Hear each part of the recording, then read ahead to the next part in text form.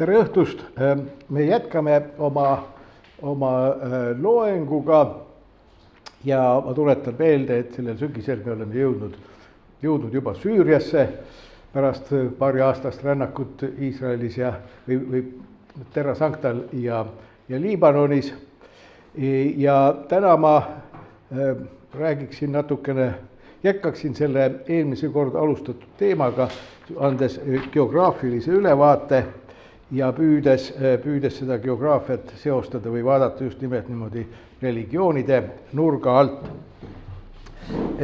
Eelmine kord meil oli natuke juttu, ma tuletan meelde, et väga suur osa Süüriast on kõrbeala ja suur osa sellest kõrbealast, mitte kogu kõrbeala, aga suur osa kõrbealast on praktiliselt tühi, seal võivad ainult beduiinid mõnikord ringi liikuda. Selle Süüria jagab kaheks tükiks, mitte päris võrdseks tükiks, kaheks ebavõrdseks tükiks.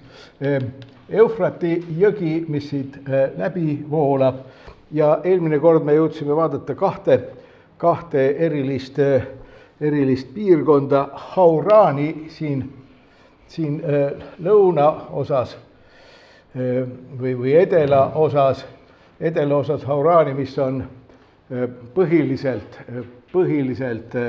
druuside asuala, seal elab üsna palju druuse, kuigi seal on ka kristlaste külasid ja linnades. Ja teine piirkond, mida me vaatasime, Al-Jazira, selle vana nimega Al-Jazira piirkond, kus on üsna palju kristlasi, mitte idaortodokseid kristlasi, vaid eelkõige just armeenlasi ja mitut sorti Süüria kristlasi. Kui ma ütlen Süüria kristlased, siis ma pean silmas neid kristlasi, kelle emakeel või vähemalt kelle jumalateenistuste liturgiline keel on vana Süüria keel.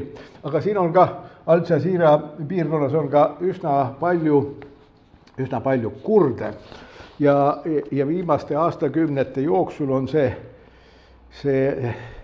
piirkond olnud dünaamiline, sinna on vahepeal tungisid ka ISISe jõugud ja suure osa, tegelikult võikski öelda, et suurem osa selle piirkonna elanikest on kas põgenikud või põgenike järeltulijad. See oli vanasti enne esimest maailmasõda, see oli niisugune pooltühi tühermaa. Jällegi seal võis olla võib-olla üksikuid beduiinide rühmi, aga sinna sattus esimese maailmasõja ajal ja järel suur hulk Armeenia põgenikke, kellel õnnestus ellu jääda, aga samuti ka Süüria kristlasi nii Türgi aladel, sest Türgi aladel jäid samuti genotsiidi ohvriks samal moel nagu armeenlasedki.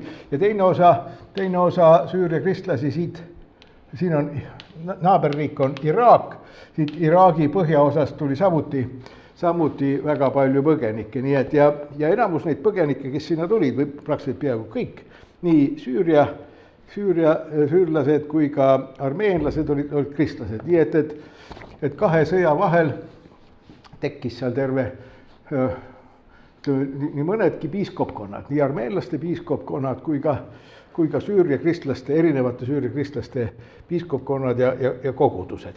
Nüüd viimastel aastakümnetel on jällegi seal toimunud üsna suured rahvastikumuudatused, sinna on tulnud hästi palju kurdi põgenikke ja kurdid ongi hakanud domineerima selles piirkonnas. Nii palju me rääkisime siis eelmine kord ja nüüd läheksime oma geograafilise ülevaate, geograafilise sissejuhatusega Süüria tundmist, läheksime edasi. Üldiselt on ju see teada fakt, et siin Golani kõrgustikul on üks osa, mis on juba pikemat aega, mis on 67. aastast olnud Iisraeli käes. Süüria peab seda ala enda omaks ja arvab, või loodab, et ta saab selle kunagi tagasi. See ei ole ainus piirkond siin naaberaladel, mida Süüria peab enda omaks. Nimelt on olemas Türgist, Süürial on pretensioone Türgi käes olevale alale, Türgi Hatay provints. Hatay provints, kui te vaatate seda piiri siin, siis see torkab juba silma, et siin võiks ju nagu piiri lihtsuse huvides see nurk kuuluda ka Süüriale. Seda Türgis nimetatakse Hatay provintsiks. Hatay provints ja Türgi kaartil näeb ta niisugune välja siin punasena. See Hatay provintsi pealinn, Hatay provintsi pealinn on Antakya ja Antakya on tegelikult Antakya eeslinnas on vana Antioquia varemed. Antioquiast enam on järgi ainult arheoloogilised varemed sellest kunagi kuulsast Antioquiast, mida ligi 2000 aastat tagasi nimetati, mida siis ei nimetatud loomulikult, aga mida on hiljem ajaloo uurijad on öelnud, et Antioquia oli kunagi Vahemere Pariis. Ta oli niisugune väga oluline hellenistlik linn 2000 või natuke vähem aastaid tagasi. Antioquia peaks kusagil varemed siin olema selle koha peal. Ja selle Hatay provintsiga oli niisugune lugu. Võib-olla te mäletate ajaloost, et Osmani impeerium lagunes Esimese maailmasõja lõpus. Osmanid tegid mitte väga targa otsuse Esimese maailmasõja ajal ja liitusid sakslastega, aga kes seda teadis, kes kaotajaks pooleks jääb. Ja seetõttu, kui Esimeses maailmasõjas Austria-Ungari ja Saksamaa said lüüa, siis paratamatult nendega koos sai lüüa ka Osmani-Türgi riik. See tagajärjel see riik lagunes ja sõlmiti terve hulk igasuguseid lepinguid Esimese maailmasõja lõppedes, mis ütleme, see üldine pealeping oli Versailles leping, aga seal all oli mitmesuguseid muid väiksemaid lepinguid ja ühe sellise lepinguga, Lausanne'i lepinguga pandi paika tolleaegne Süüria alade piir, nagu ta siin jookseb, ainult et selle koha pealt läks see piir niimoodi siit ülevalt, et see punane ala siin, mis on see Hatay provints, see jäi esialgse lepingu kohaselt Süüria alade koosseisu. Süüria loomulikult tol ajal ei olnud veel iseseisev, vähemalt ta ei olnud nii iseseisev, nagu ta praegu on. Ta oli kuulus Prantsuse mandaadi alla. Prantsusmaa sai mandaadi Süürial aidata iseseisvaks saada. Ütleme, kui me natuke liialdame, siis võime öelda, et tegelikult Prantsusmaa tegi kõik selleks, et Süüria ei saaks iseseisvaks. Aga just nimelt vaatamata sellele, et Prantsusmaa teda hooldas, vaatamata sellele lõpuks Süüria ikkagi sai iseseisvaks. Siin oli teisigi asju, siin oli vanade, ütleme, mille põhjal me saame öelda, et ta kuulus vanasti Süüria alla. Osmani impeerium oli jagatud vilajettideks. Vilajett oli midagi provintsi sarnast, üsna suured olid need vilajetid. Ja see Hatay ja siin veel üsna pikalt, üsna suur tükk, seda osa, mis Lausanne'i lepinguga läks Türgi alla, kuulus ajalooliselt Aleppo vilajeti koosseisu. See tähendab, et juba Lausanne'i leping oli mõnes mõttes ülekohtune Süüria riigi suhtes. Tegelikult see on muidugi ükstapuha, mis see, kas riik kaotab, riigi valitsus kaotab, võidab, aga ta oli ülekohtune nende inimeste suhtes siin, kes elasid. Tol ajal, me siit vist ei näe seda. Näete, see on üks tänapäeva Süüria kaart, siin on Urfa linn. See Urfa linn ja see ümbruskond, kui see oleks läinud esimese maailmasõja lõpus Lausanne'i lepinguga Süüria kätte ja oleks jäänudki Süüria kätte, siis oleks ilmselt sealsete elanike elu hoopis teisiti läinud, aga 24. aastal no praktiliselt kõik, peaaegu kõik kristlased kupatati sealt minema, nad saadeti, neid sunniti lahkuma Türgi aladele.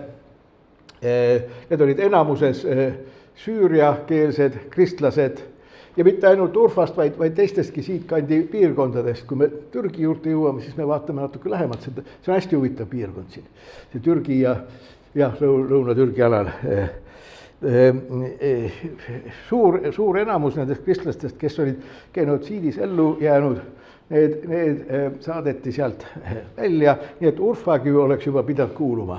Aga olgu, see piirkond siin, kus on Antakya ehk vana Antioquia on selle koha peal ja seal on väga kuulus vana linn Iskanderum ehk vana nimetusega Aleksandretta.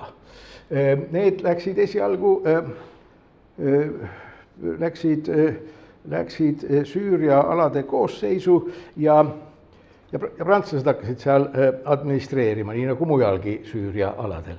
Aga 30. aastate keskel ja teisel poolel Türgi võimud hakkasid selle piirkonna peale hammast ihuma ja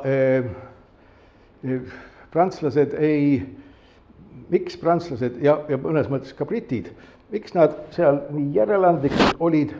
No on oletatud, et see oli see aeg, kui Euroopas oli juba näha, et läheb jälle sõjaks 30. aastate teisel poolel ja oletatakse, et prantslased ja britid olid vastutulelikud Türgi soovidele selleks, et Türgit hoida pigem oma pool ja mitte lasta tal taas sakslaste poolele minna. Igatahes siia sellesse Hatay piirkonda saadeti Türgi sõjavägi sisse ja seepeale Türgi võimud korraldasid seal referendumi, kuigi vahetult eelneva rahvaloenduse andmel oli araablasi seal tunduvalt rohkem kui türklasi, aga näete, referendumi tulemused näitasid, et enamus rahvast tahab ühineda Türgi riigiga ja nii siis tehtigi. Süüria loeb seda ebaõigluseks, ta süüdistab siiamaani Suurbritanniat ja Prantsusmaad selles tehingus ja väidetavalt, ma ei ole näinud loomulikult neid enamust, aga väidetavalt kõik Süürias ilmuvad maakaardid näitavad seda, et see Hatay provints on Süüria riigi sees. Ja tänapäevalgi elab seal on veel mingi käputäis kristlasi järgi jäänud, isegi üks Armeenia küla pidavat olema sellel territooriumil, on süüriakeelseid kristlasi on seal vähe, seal on pigem araabiakeelseid kristlased, kes on enamuses ida-ortodokse kiriku liikmeid ja seal on ka juute olemas. Läks mul meelest ära, aga seda võib ka tulevikus edaspidi rääkida. Urfast, kui ma rääkisin, et Urfast 24. aastal saadeti kõik kristlased välja Süüriasse. Urfas läks,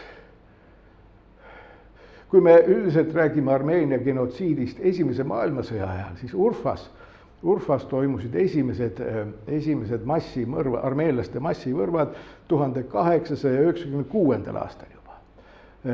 Ja siis, kui need massimõrvad seal aset leidsid, siis üsna pea pärast seda Urfas elanud juudid, praktiliselt kõik juudid otsustasid, et siin need asjad ilmselt paremaks ei lähe, võivad veelgi halvemaks minna ja niimoodi ju läkski tegelikult.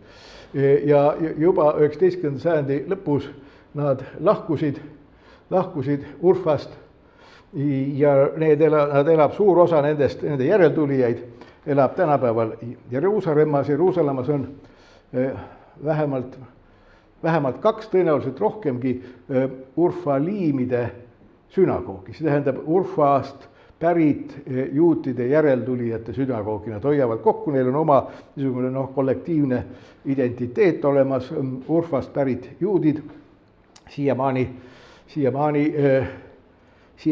moodustavad niisugused kindlad kogukonnad Iisraelis. Edaspidi näeme, et see sama asi on ka Aleppo juutidel ja Dimaški juutidel. Dimašk on see, mida mõnikord nimetatakse Damaskuseks. Niimoodi, Damaskuse juutidel. Ja mitte ainult Iisraelis, vaid ka näiteks Mehhikos on olemas Aleppo juutide sünagoogid, New Yorgis, Brooklyni kohta öeldaksegi, et seal on maailma kõige suurem Aleppo juutide kogukond, et seal ongi virtuaalne Aleppo olemas juba aastakümneid, aga sinna me jõuame edaspidi. Niimoodi. Kui me nüüd hakkaksime rändama siit Antiookia kandist, tuleksime salaja üle piiri. See piir siin, see on niisugune Süüria põhjapiir Türgiga, see on viimase 130 aasta jooksul olnud niisugune väga tiheda sakimise koht, seal on pidevalt üle piiri käidud. Pikka aega siit, meil juba täna siin juttu, et Süüria kristlased pagesid üle piiri Türgist Süüriasse väga kaua aega ja kurdid on ka pikka aega seda piiri ületanud ja siis nüüd Süüria kodusõja ajal vastupidi on siit Süüriast jälle põgenetud Türgi aladele, kus on ka põgenikelaagreid tekkinud, nii et see piir on niisugune hästi tiheda liiklusega koht seal olnud viimase 100-130 aasta jooksul. Aga kui me nüüd oletame, et me oleme saanud siit üle piiri tulla, liiguksime Aleppo poole, siis üks esimesi religioosseid mälestusmärke, mida me sealt leiame, on see on hea. See on sambapühak Simeoni kiriku varemed. Sambapühak Simeoni, see koht siin, see kivi siin, mitte see pealmine kivi, vaid see niisugune nelinurkne või kunagi nelinurkselt olnud kivi, see oli see samba alus, mille otsas elas kuulus sambapühak Simeon. Simeon esimene, neid sambapühakuid Simeon on ka hiljem mitte rohkesti, mõnedki olnud. Aga Simeon, kes suri väidetavalt 459, see oli, tõsi, ta oli pärast Halkedoni kiriku kogu, kus teoloogiliselt mindi eri teid, aga ütleme, tema puhul ei saa öelda seda, et kas ta oli nüüd ortodoksne, kas ta oli miafüsiit või lausa nestoriaan või ilmselt tal ei olnud mingisuguseid teoloogilisi seisukohti, selgelt kindlaid ja vankumatuid seisukohti, nii et Simeon on pühak nii ida-ortodokses kirikus kui ka katoliku kirikus kui ka miafüsiitlikes kirikutes. Nestoriaanliku kiriku kohta ma pole kusagil seda märganud, vähemalt ei ole meeles. Nii et see on, ütleme, kui me sealt Süüriast, kui me Hattaist hakkaksime tulema, siis ta on meie esimene peatuskoht ja nüüd me võiksimegi siin, me oleme kusagil siin üle piiri tulnud ja hakkaksime siit nüüd lõuna poole tulema, Damaskuse poole. See on üldine suund, mida mööda on sajandeid, tegelikult rohkem kui sajandeid, isegi rohkem kui aastatuhat, natuke vähem kui 2000 aastat, on tegelikult põhja poolt tulnud palverändurid liikunud siit seda teed pidi Jeruusalemma poole on liigutud ja liigume ka siin oma loengul, vaatame mõningaid, kõiki me ei jõua, aga mõningaid huvitavamaid, vähemalt mulle huvitavaid religioosseid geograafilisi objekte pidi. Me alustasime siis siit selle sambapühaku kiriku varemet juurde, see kirik ehitati hiljem, siis kui Simeon oli juba ära surnud, see kirik ehitati 30-40 aastat pärast tema surma. See tähendab seda, et see kultus tekkis väga kiiresti. 30 aastat ta suri 59 ja 490 oli see kirik juba olemas seal, nii et 30 aasta jooksul muutus ta kultuseks ja ta muutus väga oluliseks kultuseks. Seda näitab see, et see Simeoni kirik, mille varemed olid olemas enne seda, kui Süüria kodusõda sinna jõudis.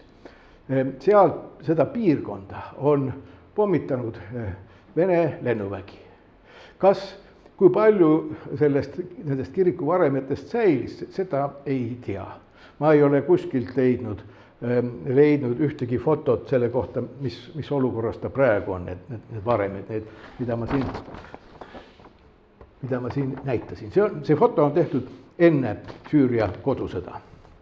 Ja muidugi omaette iroonia on, et seda pommitas Vene lennuvägi, Vene riik peab ennast, Vene riik koos Vene ortodoksse kirikuga peab ennast sealtkandi kristlaste suureks sõbraks ja toetajaks. Niimoodi, jah. Nii, kui me siit hakkame nüüd edasi liikuma, siis on meil põhimõtteliselt 2 võimalust. Üks võimalus on tulla mööda Orontese jõge. Orontese jõgi on seal Lähis-Idas väga kuulus jõgi. See on Orontese jõe lihtsustatud skeem, ta saab alguse Põhja-Liibanonis, voolab siin sisuliselt paralleelselt rannikuga läbi Süüria lääneosa ja lõpuks läheb Türgi ja Türgis seal Antiookia juurest läbi voolates jõuab Vahemerre. Ta ei ole suur, ta on umbes veehulga poolest, mis läbib teda 1 sekundi jooksul, on ta täiesti võrreldav Emajõega. Emajõgi on tartlaste jaoks suur ja kõik eestlased ütlevad, et ta on meie kõige suurem jõgi, mida ta tegelikult ei ole loomulikult. Aga iseenesest, kuidas tõlkida Embach eesti keelde? Ta on vist oja, eks ole, midagi niisugust ja mul on, kui ma vanasti Tartus töötasin, siis aeg-ajalt sattusid mõned välismaa Euroopast tulnud kolleegid ja ütlesid, kas see on tõepoolest kõige suurem jõgi. Kui ta mõnikord madal seisus on, siis võib tunduda, et siit saab jalgsi läbi minna. Aga see Orontese jõgi ta on kuulus, seal kallastel on igasuguseid lahinguid ja ajaloolisi sündmusi olnud. Teda praktiliselt minu teada ta ei ole laevatatav, esiteks tal on vett nii vähe, et laevad sinna hästi ei mahu ja teiseks on ta ka niimoodi, et seal on kärestikke ja niisuguse asju, mis segavad laevatamist. Ma võin teile kohe täpsemalt öelda, see vooluhulk on ühtede andmetel 67 kuupmeetrit sekundis ja teiste andmetel 80 kuupmeetrit sekundis. Kui palju on Emajõel, teate seda? Emajõel on 70. Nii et ta on umbes samas suurusjärgus. Kui suur on Narva jõel? Narva jõel on umbes 400 kuupmeetrit sekundis. Nii et kui Narva jõgi pooleks jagada, meie oma ja nende oma, isegi siis see pool on tunduvalt suurem, see meie pool on tunduvalt suurem kui Emajõgi või kui Orontes on pisikene oja võrreldes Narva jõega. Niimoodi. Üks võimalus on minna siit lõuna poole nüüd edasi siia Damaskuse suunas. On minna seda vastuvoolu selle Orontese jõge pidi ja seal oleks, siis me satuksime kahte väga huvitavasse linna, 2 väga olulist Süüria linna Hama ja Homs. Hama ja Homs, need on, kui seda pidi vist näidatakse jõge. See jõgi läheb umbes niimoodi, ta läheb siin Homsist läbi ja Hamast läbi ja siis niimoodi edasi. Kui me jõge pidi vastu voolu tuleksime, liiguksime alla, satuksime nendesse linnadesse, meil vähemalt Homsiga tuleb tulevikus natukene kokku puutuda. Hamaga ma ei oska praegu öelda. Hama puhul on muidugi veel üks Hama on selle poolest huvitav, et tegelikult siin lähedal on üks teine linn, palju väiksem linn, Salamia linn. Selle kaarti peal on ta isegi siin olemas. Salamia linn Kagu poole mõned kümned kilomeetrid. Salamia linn on Süüria ismailiitide pealinn. Seal on väga suhteliselt suured ismailiitide kogukonnad. See on 2 tükki neid, nad omavahel ei suhtle väga hästi. Kui me selle geograafia läbi vaatame, siis me läheme nii-öelda konfessionaalsete teemade juurde, nagu me oleme varemgi teinud, siis kõigepealt vaatame judaismi ja siis kristlust, erinevaid kristluse voolusid ja lõpuks erinevaid islami voolusid ja siis me vaatame ka ismailiitlust natuke lähedalt ja siis võib-olla külastame siin virtuaalselt seda Salamia linna. Salamia linn ise ütleb, linnas öeldakse, et ta on mitte ainult Süüria ismailiitide pealinn, vaid et ta on Kairo ema. Seda ema mõiste kasutamine on araabia keeles üsna levinud. Sõdade ema, lahingute ema, riigi ema, et cetera, me tuleme veel siin mõnes kohas selle juurde. Ja Salamiat nimetatakse Kairo emaks sellepärast, et me oleme selle möödaminnes nimetatud ka, et Kairo on rajatud tegelikult Fatimiidide dünastia poolt. Fatimiidid oli ismailiitide dünastia, mis valitses paarsada aastat Egiptust ja nemad võtsid Kairo kasutusele kui oma pealinna ja selles ja see Fatimiidide dünastia oli tegelikult pärit siit Salamia linnast ja seetõttu vähemalt sealsed ismailiidid arvavad, et nad on õigustatud ütlema, et Salamia on Kairo ema. Nii, aga meil on üks võimalus, nagu ma ütlesin, on vastuvoolu minna mööda seda jõge läbi nende suurte linnade ja teine alternatiivne võimalus on minna, siin on mäestik, ma vaatan, siin on, näete, see jõge pidi tuleksime siit, aga siit jõest, Orontose jõest pisut lääne poole on mäestik ja mäestiku ja Vahemere vahel on ranniku madalik, see mäestik on meile esialgu isegi mulle tundub, et huvitav, nii et ma loodan, et teile ka pakub ta rohkem huvi. Selle mäestiku nimi, seda geograafid nimetavad seda Süüria ranniku ahelikuks, aga meie nimetame seda hoopis Jabal an-Nusariaks. Jabal an-Nusaria, see on Nusairiitide mägi. Jabal on araabia keeles mägi, Jabal al-Nusairia ehk uuemal ajal on ka Jabal al-Alaviin. Alaviin viitab sellele, et on alaviitide mägi. Nusairia, see on vana nimetus, mis on käibelt ära läinud nende alaviitide kohta. Kui alaviidid said vahepeal Süürias tähtsateks võimumeesteks, siis nad natuke muutsid seda nimetust. See Nusairia tundus neile natukene halb, nad võtsid pigem kasutusele see alaviitide nimetuse. See on alaviitide mägi ja see tähendab seda, et see mägi siin, see on alaviitide piirkond.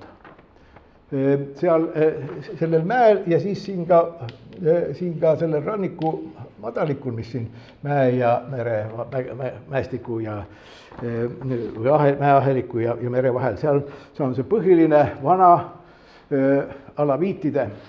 alaviitide asuala. Noh, võiks öelda, et nad on seal alati olnud. Polegi aega olnud, millal nad sinna tulid, nad on seal alati olnud. Siiamaani tõsi, viimaste siis kui alaviidid siin Süürias võimule said ja sellest meil tuleb edaspidi juttu, kui me alaviitide hakkame lähemalt käsitlema. Loomulikult on alaviite kolinud, Damaskuses on neil oma kvartalid, oma piirkonnad olemas. Mis neist nüüd Damaskuses saab? Ma ei tea, esimesed märgid on igatahes alaviitide suhtes üsna kahetsusväärsed, sest see uus valitsus, mis seal eelmistest jõuludest peale on ja mis ennast demokraatlikuks tituleerinud, igatahes selle valitsuse pooldajad on üsna palju alaviite juba ära tapnud. Lihtsalt niimoodi mööda minnes, kui alaviit vastu tuleb, mis seda ka ikka teed, lased maha. Nii on seal juhtunud. See on see alaviitide asuala ja kui me oma Süüria teema lõpupoole, mitte päris lõpus, aga lõpupoole alaviitide juurde jõuame lähemale, siis me räägime siit nendest natuke rohkem. Aga sellel mäge ja see, mäletate, meil oli juttu Liibanoni puhul, et mäed on aidanud nii druusidel kui maroniitidel säilida. Sunniitide väga pikal võimu ja valitsemise ajal on mäed niisugused kohad olnud, kus on need nii maroniitide kogukond kui ka druuside kogukond ja druusid on hirmsasti põlatavad sunniitide poolt. Nad on kõige halvemad inimesed üldse sunniitluse poolt vaadata, sest nad on lahkunud islami õigetelt radadelt. Nii näevad seda asja sunniidid, druuse. Et isegi druusid suutsid mägedes ikkagi säilida ja samamoodi ka on siin ju pikka aega selles piirkonnas sunniidid võimul olnud, aga alaviidid kui hirmsad hereetikud on ikkagi suutnud just mägedes ellu jääda. Nii, aga see mäestik ei ole ainult alaviitid, seal on ka teisi religioosseid kogukondi ja kui me see on see Süüria ranniku aheliku nimetus Jabal an-Nusayriya. Nii, me tuleme seal selle mäestiku lõunaossa, siis seal on niisugune linn nimega, mitte just väga suur linn, Masyaf. Masyaf on samuti, seal on eri kogukonnad, seal on sunniite, aga seal on ka kristlasi, seal on alaviite, aga ta on väga oluline olnud ismailiitide jaoks jällegi nii nagu Salamia on ismailiitide jaoks oluline olnud, nii on ka Masyafi linn olnud väga oluline. Kus see Masyafi linn on? Ta on siin, selle kaardi peal, näete, siin on Homs, siin on Hama, siit läheb selle Liibanoni piir ja Masyaf on siin. See on umbes niisugune 22 000 elanikku. Mis linnas on Eestis umbes 20 000 elanikku? Viljandi, ütleme siis ta on Viljandi suurune linn, ta on olnud väga kaua ismailiitide linn ja see on Masyafi kindlus. Masyafi, linnuse varemed. Masyafi linnus oli vanasti Euroopas levinud õudusjuttude tegevuskoht. Sellepärast, et keskajal, ristisõdade ajal ja pärast ristisõdu teati Euroopas rääkida, et Masyafi linnuses elab vanamees. Vanamees, kes saadab oma mõrvarid igale poole, poliitilised mõrvarid. Seal on välja treenitud noored, osavad mehed. See on hästi pikk lugu, sellest võib-olla ismailiitidega seoses võiks natuke pikemalt rääkida. Aga et see ta mitte vanamees, vaid mäevana elab seal. Mäevana, kui tal on mingisugune poliitiline vaenlane. Olgu kristlane, olgu moslem, olgu juut, kes tahes, see ei ole küsimus, sest ismailiitide jaoks olid tol ajal, enamus olid vaenlased. Siis saadetakse mõrvar, ta lähedusse, mõrvar saab selle objektiga lähedaseks sõbraks ja siis teatud hetkel tapab ta. Mõrvar teab, et ta ka, küllap ta saab ka surma, see ei ole midagi, see on ta hind, aga see, mis ta saavutab, see on nii väärtuslik, et ta on nõus oma elu hinnaga seda mõrva tegema ja see olevat Lähis-Idas olnud väga levinud poliitika tegemise meetod. Nii vähemalt räägiti neid jutte Euroopas ja need jutud jõudsid ilmselt ristisõdijate kaudu, sest nii mõnedki ristisõdijate juhid tapeti, tõepoolest need ismailiidid, kes seal elasid, nad kasutasid seda meetodit. Kui palju neid mõrvasid oli, mul hetkel ei ole täpselt meeles, kui palju enam kui 100 aasta jooksul, aga kui ma nüüd ei eksi, kui me jõuame Ismaeliitide juurde, siis ma kontrollin loomulikult järgi seda, aga see mõrvade arv enam kui 100 jooksul oli kuskil 50 võib-olla, nii et noh, igasuguste suurriikide salateenistused on teinud lühema aja jooksul palju rohkem igasuguseid salamõrvasid kui need ismaeliidid ja neid nimetati assassiinideks. See ismaeliitide haru, kes siin, neil oli teised kindlused olid Iraani põhjaosas. Iraani põhjaosas olid ka isegi suurem, seal oli mitu kindlust, aga nende üks kindlus oli siin Süüria mägedes, alaviitide mägedes ja neid on nimetatud assassiinideks, mitte sellepärast, et inglisekeelne sõna oleks neile see nime, vaid just nimelt inglisekeelne sõna on nende nimest tuletatud. Assassin, tapma, mõrvama.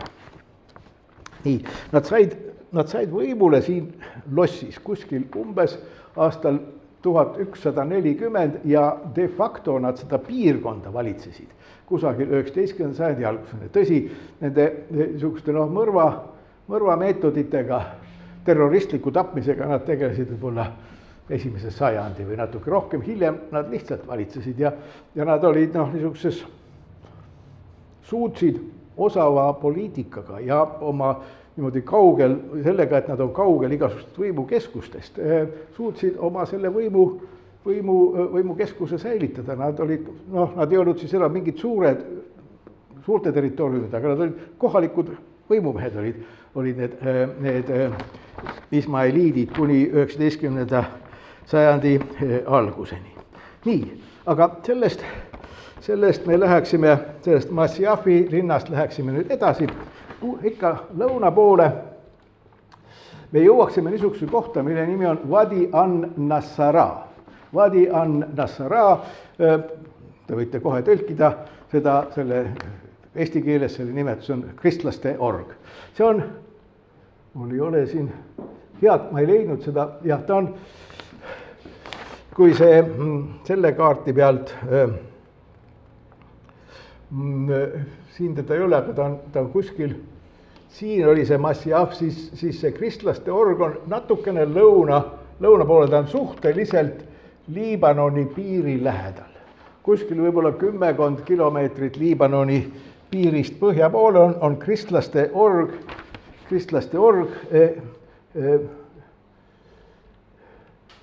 ehk Wadi an-Nassara. Wadi on araabia keeles org, Nassara on kristlased, mitmuses kristlased, Nassara on mitmus ja singular on Nasrani või klassikalises araabia vormis Nasraniyun, aga tänapäeval rääkides seda UN lõppu keegi viitsi kasutada enam. See kristlaste nimetus Nasrani tähendab tegelikult otsetõlkes natsaretlane. Natsaretlased, araabia keeles on teisi nimetusi veel kristlaste kohta, aga see üks levinumaid on see Nasrani ja see on kristlaste org. Ja kristlaste org, te võite ise oletada, ma pruugikski seda välja öelda, see on org, kus elavad kristlased. See on suuresti kristlaste asuala, seal on mitmeid suuri külasid või väikseid linnu selles orus, suur enamus nendest, praktiliselt kõik vist, suur enamus nendest kristlastest on idaortodoksed kristlased, araabiakeelsed ortodoksid. Ta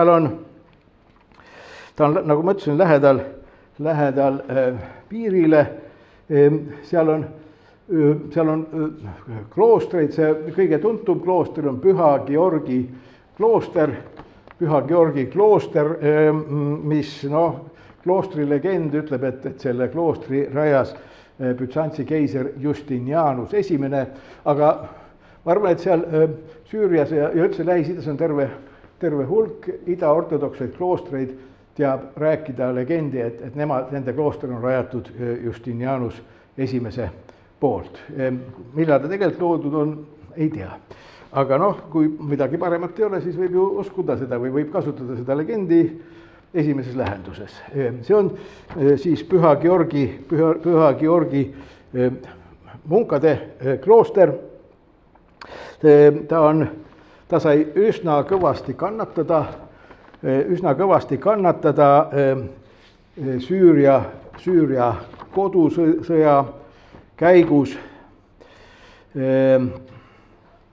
Ja seal lähedal on veel seal on terve hulk ida-ortodokseid kirikuid seal piirkonnas ja seal piirkonnas ühe kiriku peal on niisugune hiiglaslik Neitsi Maarja kuju. See on kuskil umbes kilomeetri kõrgusel mägedes ja kui seda eesti keelde tõlkida, seda kirikut ja seda kuju, siis see on, võiks öelda, Oru emanda kuju, Oru valitsejanna kuju seal. Oru valitsejanna, noh, see on siis Jumala ema, see Jumala ema, nii nagu teda seal kujutatakse.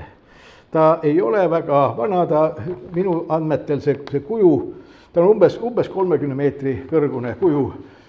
Ta rajati aastal 2009, veidi aega enne Süüria kodusõda ja ma ei ole kuulnud, et see oleks ära purustatud et see Oru emanda või Oru valitsejanna kuju oleks pihta saanud. Ta on umbes kilomeetri kõrgusel, see on mägedes, aga mitte väga kõrgetes mägedes, kilomeetri kõrgusel mäe otsas kiriku, nagu siin pildi pealt näha, kirikutorni jätkuna. Nii, aga läheksime siis jälle edasi lõuna poole. Siit, see on kusagil umbes siin Liibanoni piiri lähedal ja kui me läheksime nüüd edasi Damaskuse poole, siis kuskil umbes 100 kilomeetri kaugusel on asula, suur küla või väike linn, mille nimeks on Ma'lula. See inglisekeelses Vikipeedias on ta prantsusepäraselt kirjutatud, teda võib-olla korrektsem oleks ladina tähtedega niimoodi kirjutades, siin see ülakoma ehk araabia täht, see täht siin, see on, kes on heebrea keelt õppinud, see on see heebrea aiini vaste. Aiin, see, mille kohta Maasingova heebrea keele grammatikas ütleb, et see on häälik, mida viisakas seltskonnas ei tehta või öelda välja, et see on häälik, mida inimene hakkab tegema siis, kui ta hakkab oksendama. See on Ma'lula või eks umbes peaks nõnda viisi olema. Ma'lula. Miks me seal peatume? Meil on juttu olnud arami keelest ja sellest, et ühe dialekti Edessa ümbruskonna dialektist kujunes välja see kirjakeel, mida nimetatakse Süüria keeleks, milles on väga rikkalik Süüria kristluse väga vana raamatukogu olemas, väga palju kirjandust. Ja see Süüria keel ehk Edessa dialekt kuulub, arami keel juba aastatuhandeid tagasi seal oli erinevaid dialekte, erinevaid murdeid. Ja see Süüria kirjakeel, see kuulub ida-arami dialektide maailma. Kui olid olemas ida-arami murrakud, siis on üsna loogiline oletada, et olid olemas ka lääne-arami murrakud. Ja lääne-arami murrakud olid need, mis olid Lähis-Ida läänealadel, näiteks Terra Sanctal, Pühal maal 2000 aastat tagasi räägiti lääne-arami murrakut. Erinevalt Edessast ja Mesopotaamiast, kus valitses see ida-arami keel. Ja lääne-arami keelt rääkis ilmselt ka Jeesus, sest see oli tol ajal Terra Sanctal niisuguseks tavakeeleks, igapäevaseks keeleks. Heebrea keel oli sakraalne keel, aga igapäevaste asjaajamiste puhul oli kasutus araami keel. Ja nii palju, kui meil praegu on põhjust arvata, siis Jeesuse reaalseks emakeeleks, igapäevakeeleks oli just nimelt see lääne araami keel. Aja jooksul on suur osa araami keelest ära kadunud. Järgi on jäänud veel üksikud saarekesed ida-araami keelest. Seesama, mille vana kirjakeel oli see süüria keel. Lääne araami keel on säilinud. Veel paarkümmend aastat tagasi öeldi, et kolmes külas,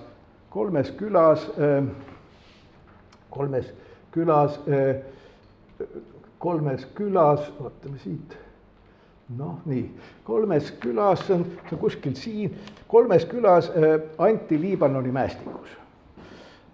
Ta oli veel eelmise sajandi alguses räägiti nendest kolmest külast. Ja ka selle sajandi alguses, selle aastatuhande alguses, räägiti kolmest külast, kus see lääne araami keel on siiamaani säilinud, kus inimesed räägivad omavahel selles lääne araami keeles. Nii, pärast seda kodusõda ei saa enam öelda, et kolmes külas, nüüd saab öelda, et kahes külas. Sest üks küla neist löödi laiali. Inimesed põgenesid sealt ära, aga kaks küla on järgi jäänud. Kaks küla on järgi jäänud, kus räägitakse siiamaani lääne araami keelt. Ja üks nendest on see Ma'luula küla. Seal on enne sõda elas seal ligi 3000 inimest, kes iga päev suhtlesid omavahel lääne araami keeles. Ja seal on ka üks naaberküla, mis on veel alles, väiksem küla, kus räägitakse ka siiamaani lääne araami keelt, tõenäoliselt seda sama keelt, mida Jeesus rääkis, vähemalt ajalooliselt on see sama keel. Loomulikult on ta teinud 2000 aasta jooksul arengumuudatused läbi, aga põhimõtteliselt ikkagi sama keel.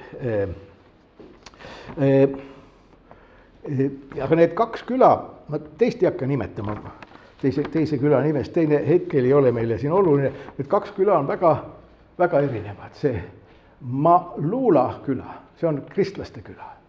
Enamus, kes seal elavad, on kristlased. Nad on seal alati kristlased olnud, vähemalt viimased ligi 2000 aastat. Ja see teine küla, mis on seal lähedal, kus räägitakse araami keelt, see on moslemite küla.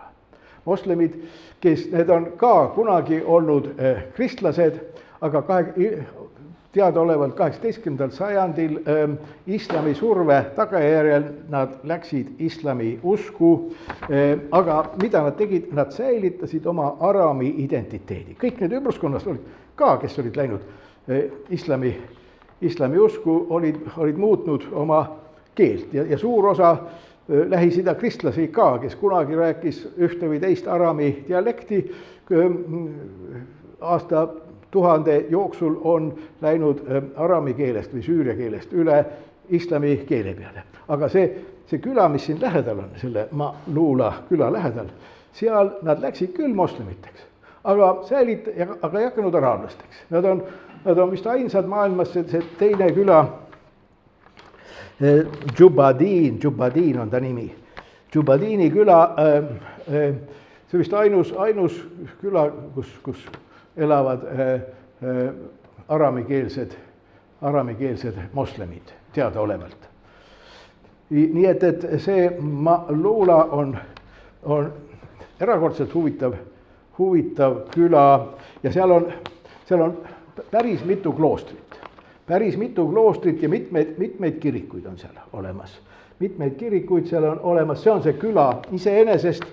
See küla, mägiküla, ta on kuskil umbes 1,5 kilomeetri kõrgusel mägedest Anti-Liibanoni mäestikus.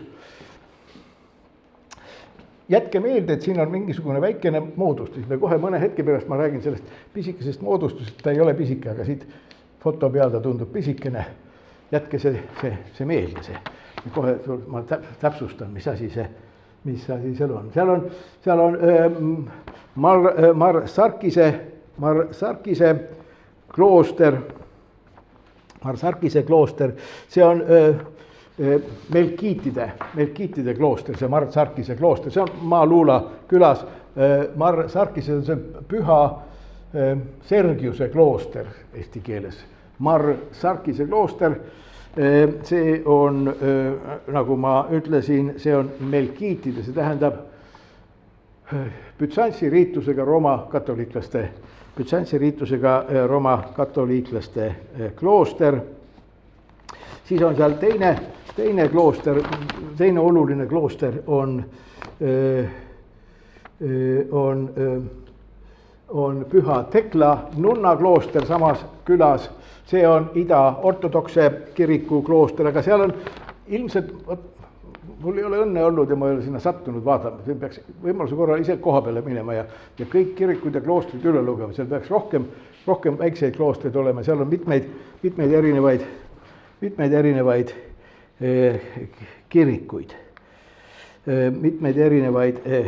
kirikuid. See rahuajal on need mõlemad kloostrid olnud niisuguseks palverännaku kohaks ja seal käisid, vähemalt enne sõda, sõja ajal ei oska jälle öelda, seal käisid palverännakutel nii kristlased, erinevate konfessioonide kristlased, kõikvõimalike konfessioonide kristlased, kes sinna sattusid, protestandid, katoliiklased, ida-ortodoksed, miafusiidid, etc. Aga samuti seal käisid palveränduritena ka moslemid. Me kohe jõuame selle moslemite kristlaste omavaheliste suhete juurde, kui me järgmisesse peatuskohta jõuame. Aga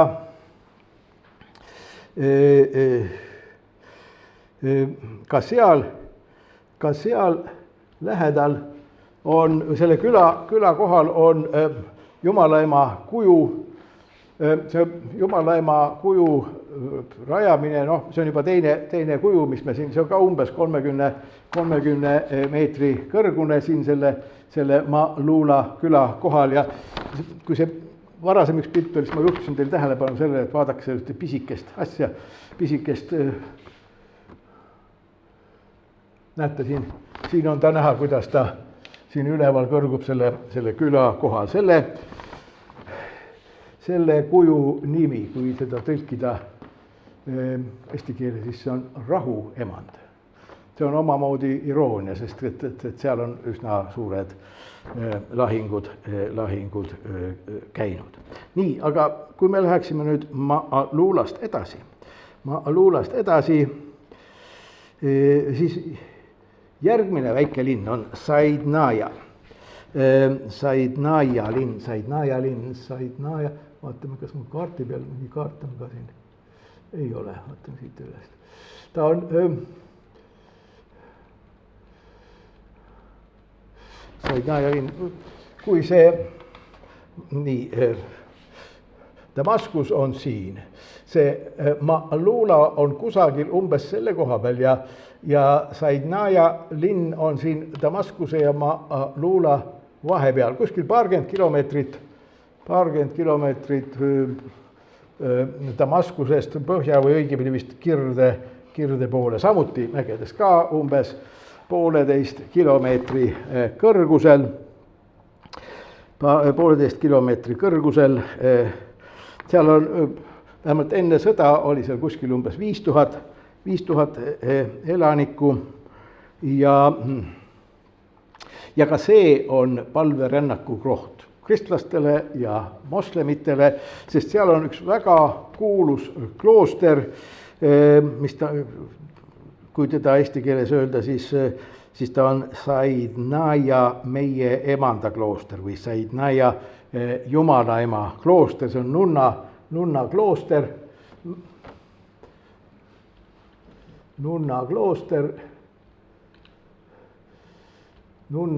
see on see küla või linn 5000 elanikuga ja see on see klooster. Ka see klooster sai vahepeal tugevasti kannatada, aga seal võeti need nunnad, need on ida-ortodoksed nunnad. idaortodoksed nunnad, nad võeti pantvangi, aga leidus inimesi, kes suutsid need pantvangis olnud nunnad välja vahetada Liibanonis kinni peetud islamiterroristide vastu. Nii et see peaks praegu edasi toimima. See on, nagu ma ütlesin, väga oluline ja ta on sajandeid olnud, võib-olla isegi rohkem kui sajandeid, võib-olla rohkem kui aastatuhat, olnud väga oluline palverännaku koht. Ja selle palverännaku koha, see põhipõhjus on see Maarja ikoon, mis seal on. Selle kohta öeldakse, et see on imet tegev ikoon. Imet tegev ikoon ja kohalikud nunnad teavad öelda selle kohta, et Luukas ise tegi sellest. Teatavasti Luuka kohta räägitakse, evangelist Luuka kohta räägitakse, et ta oli ka väga andekas kunstnik. Nii, ühesõnaga legendi kohaselt on see imet tegev, Luuka poolt maalitud imet tegev Maarja ikoon ja see on see, mis toob kohale väga suure hulga, mis on sajandeid toonud kohale väga suure hulga palverändurid. Nüüd ma siin jutustan lühidalt ümber ühe Briti rännumehe. Briti rännumehe üks niisugune Suurbritannia päritoluga, õigemini täpsemalt Šoti päritoluga reisikirjanik William Dalrymple. William Dalrymple on terve hulga reisiraamatuid kirjutanud. Nendest on vähemalt 2 tükki eesti keeles ilmunud. Üks, kui te olete lugenud, siis võib-olla te mäletate, need on mõlemad, mis on ilmunud, on Maailm ja mõnda sarjast ilmunud. Ma ei tea, kas enam see sari töötab, aga vanasti ilmus seal üsna palju reisiraamatuid. Ühe pealkiri on Xanadus X-iga. Seda vist ma ei pannud see kirja. See on, kui see William Dalrymple Šoti päritolu, kui ta üliõpilane oli, siis ta reisis juhuslikke vahendeid kasutades mööda siiditeed Vahemerest Hiinani välja. See Xanadus, see reisiraamat ongi selle kirjeldus. Seal on väga põnevaid kohti, kes ei ole lugenud, soovitan lugeda. Ja tal on teine reisiraamat, mis on eesti keeles ilmunud, on Džinnide linn, see on siis ta vist elabki rohkem praegu Indias Delhi kohta. Ka enne kui te Delhisse reisima lähete, lugege see raamat läbi. Aga siin ma ei taha nendest raamatutest rääkida, sest need ei ole otseselt sellega meiega seotud, aga tal on ilmunud ka niisugune raamat, mille pealkiri on From the Holy Mountain, A Journey in the Shadow of Byzantium. Nimelt aastal 599, see oli siis, kui islam veel ei olnud sündinud.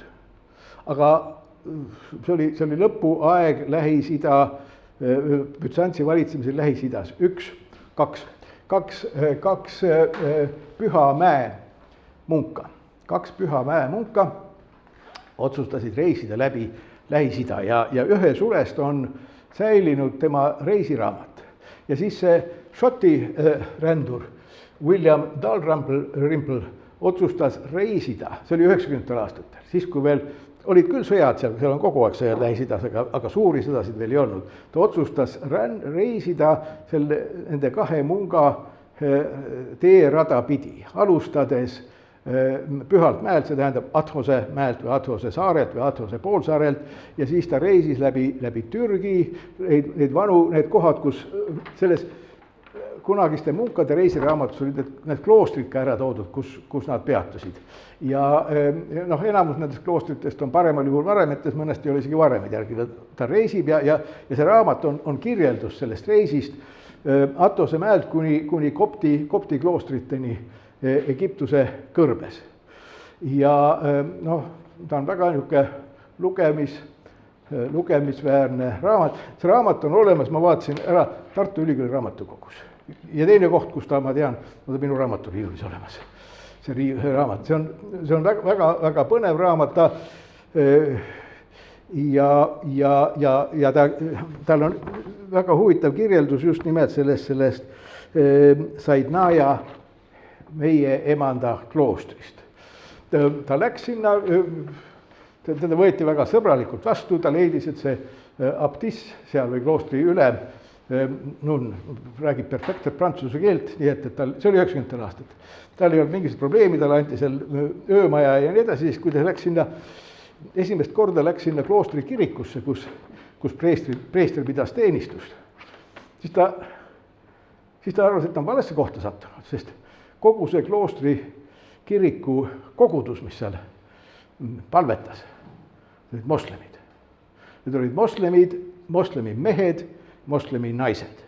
Moslemi naised, seal olid mõned ortodoksed ka, need ortodoksed, nagu ortodokses teenistuses pannakse ikooni ette küünlaid, ta jälgis seda kogu seda tegevust, moslemi naised läksid ka, võtsid küünla ja panid ikooni ette põlema, moslemi mehed olid väga süvenenud palvetesse, mida see preester luges seal ja siis ta pärast hakkas nende nunnade käest seal uurima.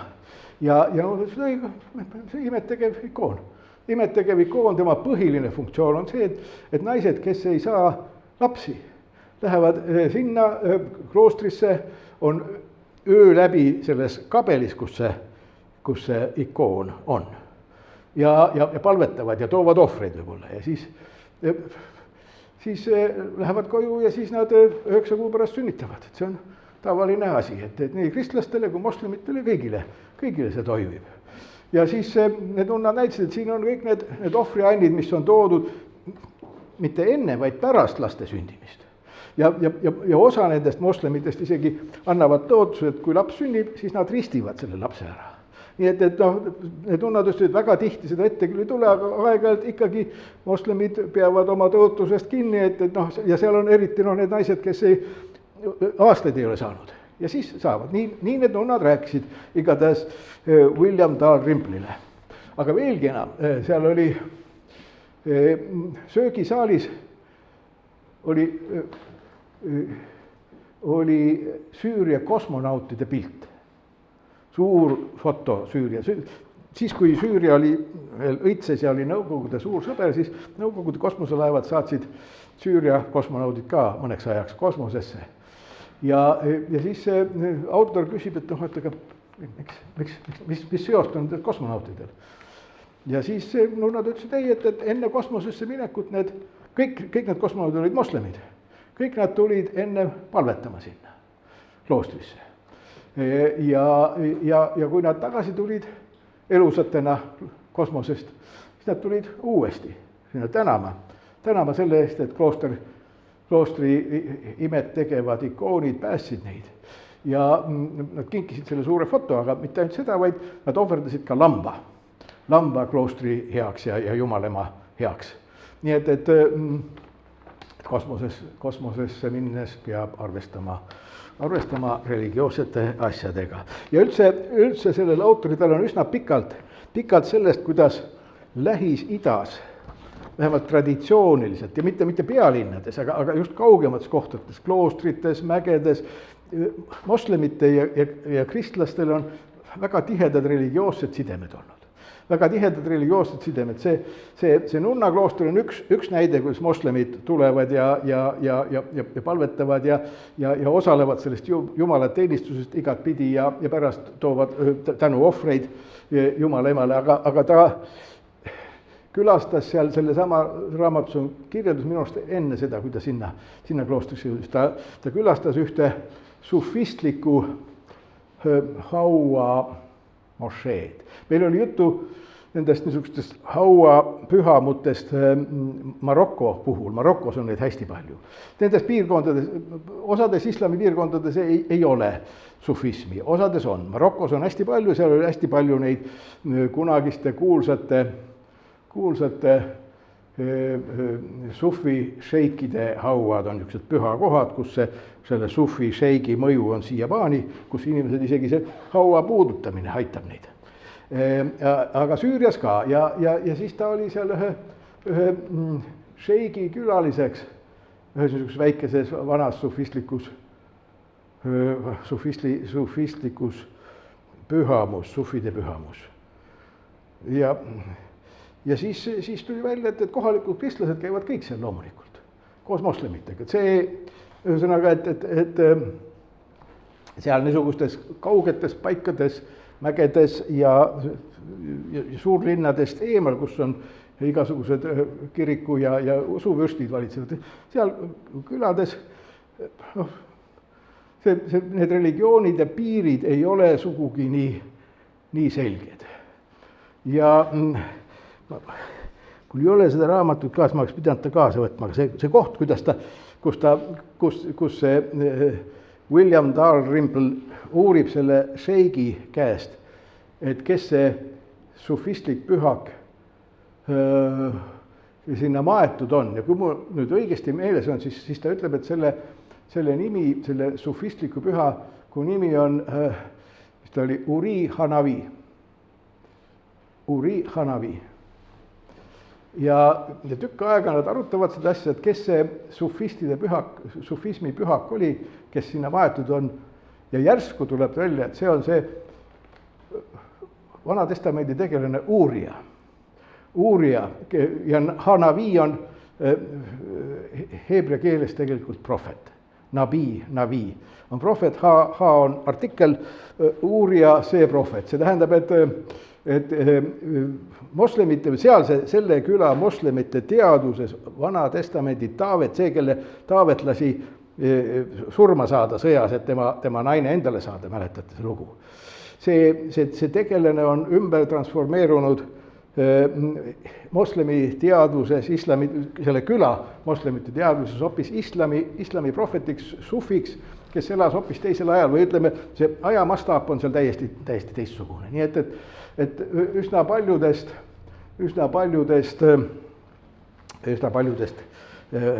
piibli tegelastest. Nii Vana Testamendi kui ka Uue Testamendi tegelast on saanud ka islamis vähemalt lokaalsed pühakud. Kui me jõuame kunagi jõuame Egiptusesse, siis ma soovitan teil lugeda, kui te Aleksandria vastu huvi tunnete, Aleksandria linna vastu, mis on niisugune erakordne linn olnud omal ajal. Aleksandria linn on olemas kuulus inglise kirjanik Lawrence Darrell, kelle vend kirjutas loomaraamatuid, aga tema kirjutas inimeste raamatuid ja tal on olemas Aleksandria kvartett, 4 köidet Aleksandriast ühest romaanist. Võtte seal, kas keegi on lugenud seda? Seal on niimoodi, et seal on kõik veidrad tegelased omal moel.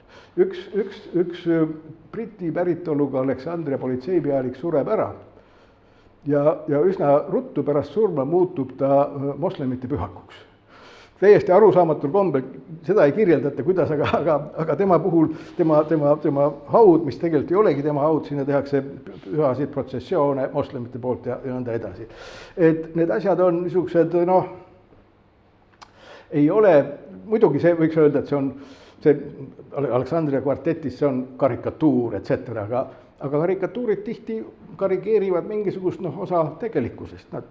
Nad deformeerivad seda pilti, aga mingisugune see tegelikkuse juur seal on. Ja nii, et sellest Vana Testamendi õnnetustegelasest Uurijast on saanud sufistide teatud sufi piirkonnas pühak, prohvet pühak. Ja nagu ma ütlesin, ja seal käivad kristlased ja teiselt poolt seal nunna kloostris, seal käivad jälle moslemid, kui neil on probleeme laste saamisega. Seal selles linnas, Saidnaja linna ümbruses mägedes on terve hulk veel teisigi kloostreid ja erinevate konfessioonide kloostreid, katoliiklaste kloostreid, Süüria ortodokside kloostreid, ida-ortodokside väiksema tähtsusega kloostreid. Ja mägedesse ühe kloostri juurde on rajatud Jeesuse suur kuju. See on seal, lähedalt on ka üle 30 meetri kõrge. See on rajatud, see sai valmis 2013, see tähendab sisuliselt juba Süüria kodusõja ajal ja te võite mitu korda pakkuda, kes finantseeris suure Jeesuse kuju. See on mäe otsas, ta vaatab sellele kohale, kus vanasti ja kus ka praegu läheb see palverändurite tee põhjast Jeruusalemma poole. Ta vaatab ja hoiab oma käsi seal üleval, õnnistades neid palverändareid, kes seal mäes all orus liiguvad. Seda finantseeris Vene ortodoksne kirik koos Vene Föderatsiooni valitsusega. Seda suurt pronkskuju. Ta on ka kuskil üle 30 meetri. See oli sel ajal, kui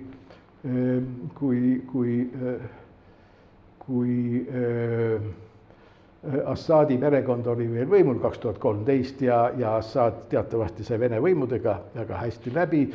Vene ortodoksel kirikul on olnud väga pikka aega huvid just nimelt Lähis-Idas. Nii Terra Sanctal, kus tal on nagu vähem mõju olnud. Aga ta on olnud ka 19. sajandi esimesest poolest peale, tema huvi on olnud arendada kontakte ja koostööd Antioquia patriarhaadiga, millele allub Süürias olev ida-ortodoksne kirik. Nad on lähedastes sõbrasuhetes olnud. See mõju, mis Vene ortodoksel kirikul on olnud Lähis-Idas, ma ei saaks öelda, et see on must või valge. See on omal moel ambivalentne. Seal võib öelda, et seal taga on alati olnud Vene riigi huvid. Täiesti mõistetav, ma olen sellega nõus. Ma omal ajal, kui ma Venemaal käisin kiriku valitsemist õppimas, siis ma nägin seda, kuidas Vene kirik on töötanud riigi heaks. Aga teised kirikud on ka riikidega koostööd teinud ja teiselt poolt on Vene kiriku mõju olnud omal moel ka teatud mõttes vabastav ja toetav Lähis-Ida ortodokse kristluse jaoks. Lähis-Ida ortodokses kristluses on traditsiooniliselt väga tugev Kreeka mõju olnud.